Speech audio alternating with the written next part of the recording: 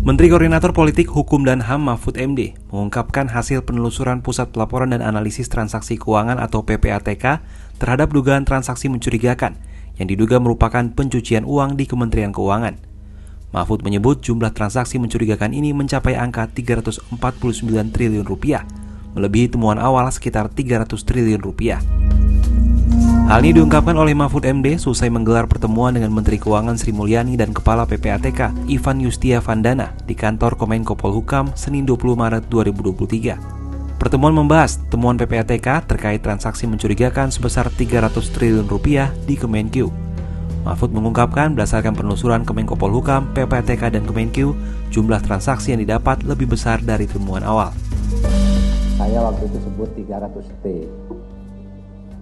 Sesudah diteliti lagi, transaksi mencurigakan itu ya lebih dari itu, 349 T.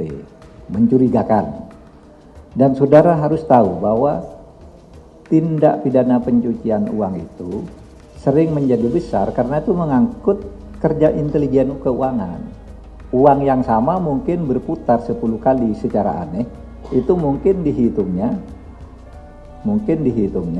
hanya 2 atau 3 kali. Sementara itu, Menteri Keuangan Sri Mulyani menyebut terdapat 300 surat dari PPATK kepada Kemenkeu dengan nilai transaksi mencurigakan senilai 349 triliun rupiah. Namun transaksi yang terkait pegawai Kemenkeu hanya sebagian kecil di antaranya. Dari 300 surat PPATK terdapat 65 surat yang berisi transaksi keuangan dari perusahaan, badan atau perseorangan yang tidak ada kaitannya dengan pegawai Kemenkeu. Yang merinci jumlah transaksi dalam 65 surat tersebut berjumlah 253 triliun rupiah. Namun karena menyangkut tugas dan fungsi Kementerian Keuangan, terutama menyangkut ekspor, impor, maka kemudian dia dikirimkan oleh PPATK kepada kami. 65 surat itu nilainya 253 triliun.